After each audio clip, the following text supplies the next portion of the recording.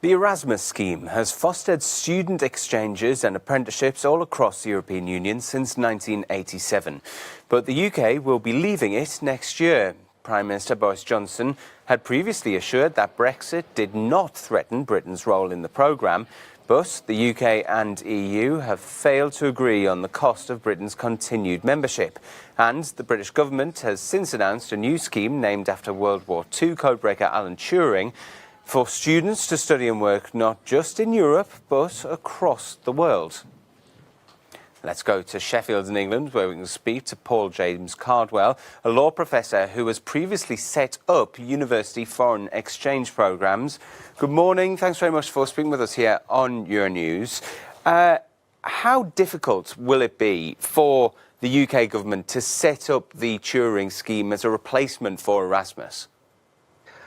Well, the Erasmus scheme, as we know it, has been in place since 1987, so it's evolved over quite a long period of time. So to try and replace that with a programme that hasn't been the result of extensive consultation with higher education institutions in the UK and beyond within a few months, when normally at this point in a normal academic year we'd be looking at starting to help students prepare for wherever they are going to be going in the start of the new academic year. So it's going to be very, very difficult and challenging to set up an entirely new scheme, and we don't yet have the details of what that scheme will be. Because it's not just like you send an email to a different organisation. You've got a lot of things that you've got to think about. You've got to think about the numbers of students who go, where they're going to stay, how they're going to be funded. Just talk us through the intricacies of these schemes and why it's so difficult to set up. Absolutely. Well, the benefit of Erasmus has been that there is a common platform. So all of the kind of things that you've just mentioned, the number of credits to do, how to transfer them, understandings about accommodation, student help and so on, those have been built up over a long period of time, and the common platform helps.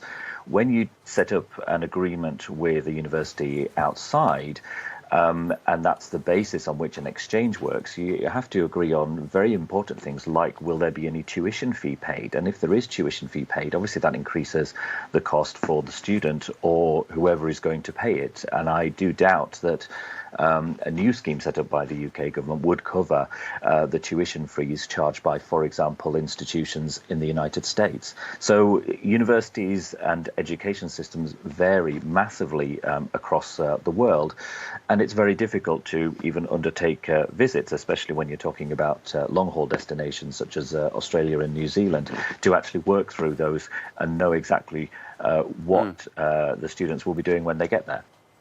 And Paul, what does this mean for European students who wanted to go and study in the UK, and vice versa for the students from Britain who wanted to go elsewhere? Well, firstly, for the students from the UK, the new scheme has been said it's global and not just Europe. So that does seem to include Europe. We know from institutional relationships between UK and EU universities that some of those will be converted to non-Erasmus agreements. So that isn't too much of a challenge, I think. But certainly the funding mechanism under Erasmus won't be available for European students. So unless there is some other way of providing the financing, whether it's from national governments or regions and so on, then it could be quite difficult to convince students to come to study at UK universities in the future. And what sort of effect does this have on academia? I imagine when students are travelling abroad, they bring different fresh ideas, but it also brings a different culture to an organisation.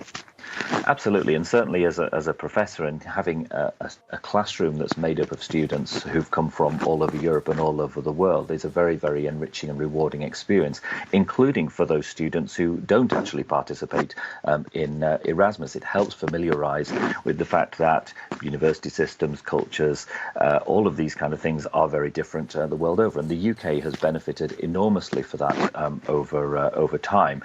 And certainly my worry here is that although the new scheme is said to try to target more economically disadvantaged students who perhaps haven't made full use of Erasmus, it's going to be very, very difficult to enable those students and target those students to do so when we don't have the details yet on what a scheme might look like. Paul James Cardwell joining us there from the UK. Thank you very much indeed.